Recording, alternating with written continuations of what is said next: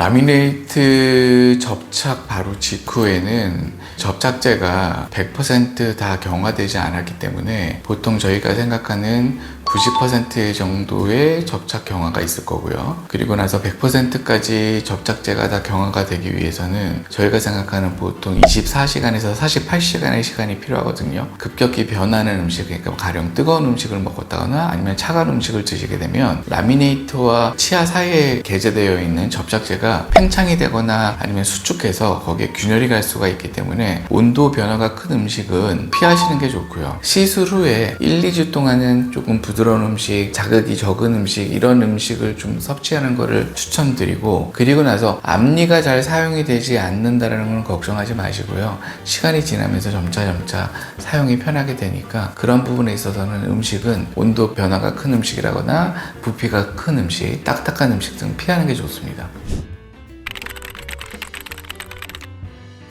라미네이트 재료 자체가 세라믹 재질, 그러니까 흔히 얘기하는 도자기 재질이라고 생각하시면 됩니다. 세라믹 재질 자체는 반영구적으로 변색은 되지 않습니다. 하지만 레진이 포함되어 있는 하이브리드 같은 경우에는 레진의 변색이 잘 되기 때문에 변색이 된다라고 보면 되고요. 그 다음에 레진으로 되어 있는 라미네이트 같은 경우는 변색이 너무 잘 됩니다. 그래서 라미네이트를 선택을 하실 때 어떠한 재질인가를 선택하시는 게 가장 중요하고요. 그 다음에 흔히들 착색이 잘 되는 음식은 이거는 라미네이트 뿐만 아니라 모든 자연치아에서도 허용이 되는 부분인데, 뭐 커피라든지 와인, 카레, 이러한 부분들은 착색이 강하게 되는 부분입니다. 하지만 이러한 부분들을 무조건 안 먹는 건 아니고요. 드신다 하시더라도 물로 이렇게 양치를 해주시면 그러한 부분에서 변색은 막을 수가 있습니다. 많은 분들이 손톱을 이렇게 물어뜯는 습관이 있다거나 아니면은 뭐 볼펜을 물고 있는 습관, 아니면은 뭐 과자 봉지 같은 것도 앞니로 이렇게 뜯거나 실 같은 것도 끊잖아요. 근데 이러한 행동은 라미네이트에 정말 치명적이긴 하지만 라미네이트 뿐만 아니라 자연치아에서도 절대로 하지 못하게끔 하는 행동 중에 하나이거든요. 근데 앞니로 뭐를 물어뜯을 수 있다라는 거는 뭐냐면, 오랜 기간 동안 앞니를 사용하기 위해서 치아를 계속해서 움직여서 하다 보면 이게 날이 서거든요. 날이 섰다라는 거는 치아가 갈렸다라는 얘기도 같은 얘기이기 때문에, 그렇게 해서 앞니를 사용하는 거는 행동을 하지 않으셔야 되는 겁니다. 그러니까 앞니는 말 그대로 보여지는 치아지 이 기능적인 부분에 있어서 씹거나 하는 치아는 아닙니다. 그러니까 앞니를 사용하는 거는 초반에는 조심하셔야 되고, 이거를 조심하시다 보면 나중에 가면 앞니를 자연스럽게 사용하실 수 있는 방법을 터득할 수가 있기 때문에, 그렇게 되기 전까지는 앞니 사용하시는 거는 교정을 하셨건 라미네이트를 하셨건 자연치아건 무조건 피하시는 것이 좋습니다. 보통 라미네이트 시술 후에 발음이 부정확하다, 아니면은 입술의 움직임이 부족하다, 혀의 움직임이 좀 낯설다, 이런 표현들을 하시는 분들이 가끔은 있습니다. 근데 라미네이트를 치료를 통해서 입술에 닿는 부위가 조금 변화가 있다거나 돌출 정도가 해소가 되면서 혀에 움직일 수 있는 공간이 변화가 되다 보면 그러한 부분들을 느낄 수는 있는데요. 대부분 뭐 일주일에서 2주 정도 지나면서는 당연하게 잘 적응을 하기 때문에 그러한 부분들에 있어서는 특별히 걱정 안 하셔도 됩니다. 라미네이트 치료를 하고 나시면 치아에 대한 관심이 굉장히 늘어나기 때문에 양치도 꼼꼼히 하려고 하고 하는 부분들이 있는데, 이제 시간이 지나면서 점차 그게 희석되긴 하죠. 근데 라미네이트를 하셨다고 해서 특별하게 양치를 더 신경을 쓴다거나 더 잘할 수 있는 방법, 혹은 라미네이트를 관리할 수 있는 방법이 있는 건 아닙니다. 라미네이트도 내 치아라고 생각을 하시고, 라미네이트 자체가 치아의 범랑지를 보호하고 있는 역할을 하기 때문에 내 치아라 생각을 하고 미세모 칫솔을 이용해서 꼼꼼히 닦으시고, 그리고 나셔서 구강세정기로 닦으시는 게 중요하고요. 치실이나 치간 칫솔 쓰시는 건 절대로 금지입니다. 보통 라미네이트 시술 후에 시리지 않을까 걱정을 하시거나 아프지 않을까 걱정을 하시는데, 라미네이트 시술 자체는 0.3mm에서 0.5mm 정도만 덮는 얇은 구조이기 때문에 이 미세한 차이로도 씹는 힘의 균형이 좀 달라질 수가 있거든요. 그래서 이런 경우에는 특정 치아에 힘이 집중돼서 통증이나 잇몸 염증이 이어질 수가 있고, 특히 한쪽만 부딪히거나 아니면 씹을 때 튀는 느낌이 든다고 하면 치과에 빨리 내원을 하셔서 그러한 교합 조정을 받으시는 것을 추천드립니다. 참고로 교합 조정은 간단한 치료이기 때문에 너무 어렵게 생각하지 마시고 치과에 가셔서 말씀을 나누시면 좋겠습니다.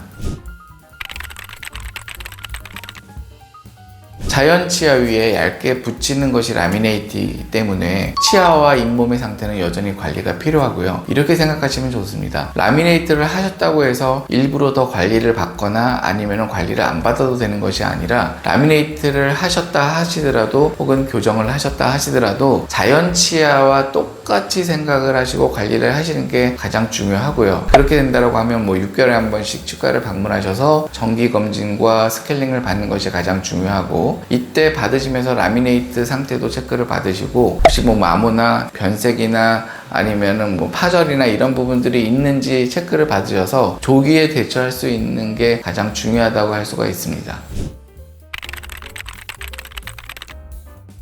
라미네이트 시술을 하셨다고 해서 치실 대신에 워터픽 쓰는 게 더 좋은 건 아니고요. 자연 치아인 상태에서도 치실 대신에 워터픽을 쓰는 거를 저는 권장을 합니다. 왜냐하면 치실을 잘 사용을 하신다 하시더라도 치실에 의해서 잇몸에 자극을 주는 경우가 굉장히 많이 발생을 하고요. 특히나 치간 칫솔도 많이 쓰시긴 하시는데, 치간 칫솔 자체는 잇몸에 자극을 준다거나 잇몸 뼈에 자극을 굉장히 많이 주기 때문에 치실과 치간 칫솔은 절대 금물입니다. 그래서 라미네이트를 하셨다고 하셔서 치실이나 이런 부분들을 쓰지 말라는 게 아니라, 치실과 치간 칫솔 대신에 워터픽을 쓰는 것이 기능적인 부분이나 효율적인 부분에서 굉장히 우수하기 때문에 워터픽은 필수로 쓰셔야 됩니다.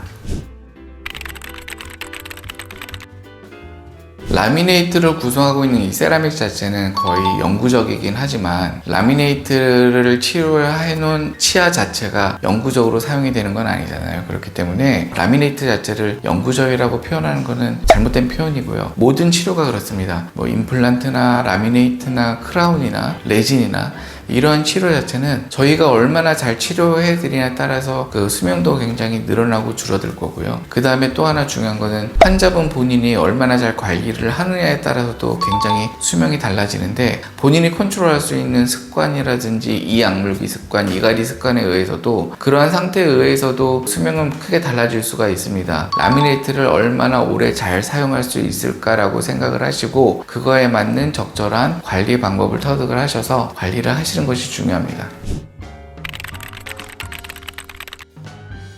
라미네이트 위에는 미백을 하실 필요는 없습니다. 왜냐하면 라미네이트 자체의 색상 자체가 밝은 색상으로 저희가 치료를 했다라고 하면 그 부분은 미백을 할 필요가 없겠죠. 하지만 다른 자연 치아는 라미네이트 색상이라든지 아니면 밝은 치아를 원하시는 분들이 많기 때문에 미백을 하시는 것은 가능합니다. 그래서 라미네이트를 하신 치아를 제외하고 미백을 진행을 하시는 것은 추천드립니다. 그리고 집에서 하시는 자가 미백도 라미네이트 한 부분을 제외한 다른 자연 치아들에 있어서 미백을 할 수 있게끔 저희가 제품을 만들어 드리기 때문에 그렇게 해서 미백을 진행하시는 것은 괜찮습니다.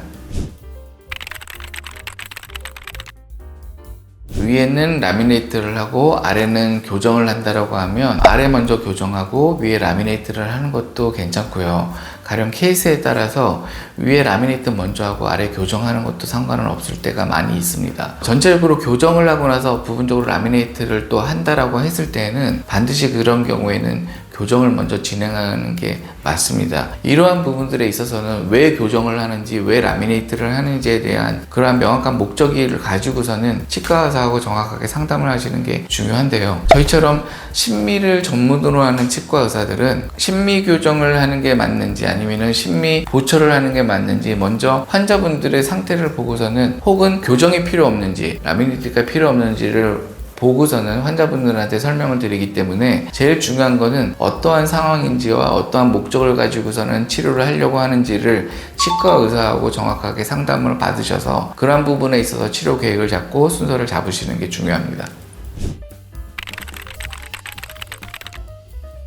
라미네이트 외에도 임플란트나 크라운 등 다른 보철 치료를 동시에 받는 경우가 굉장히 많은데, 이럴 땐 전체적인 조화가 굉장히 중요하죠. 그래서 예를 들어서 라미네이트는 하얗고 얇게 붙였는데 옆에 크라운은 색이 없다거나 노랗다거나, 아니면 형태가 전체적으로 밸런스가 무너진다거나 하면 어색해 보일 수가 있고 안 이쁠 수가 있잖아요. 앞니 부분하고 어금니 부분하고에 있어서 전체적으로 밸런스가 잘 맞아야 되기 때문에 보철 치료를 함께 하신다라고 했을 때는 조화를 이루도록 하는 게 굉장히 중요하고요. 가장 좋은 방법은 치과에서 전체적인 치료에 대한 순서들을 정해주는 대로 각자 맞춰서 치료를 하시는 게 중요합니다. 그러니까 미리 그런 부분들에 대해서는 치과 의사하고 진단을 받으시고 상의를 하셔서 치료 계획을 잡으시고 치료를 진행하시면 가능할 것 같습니다.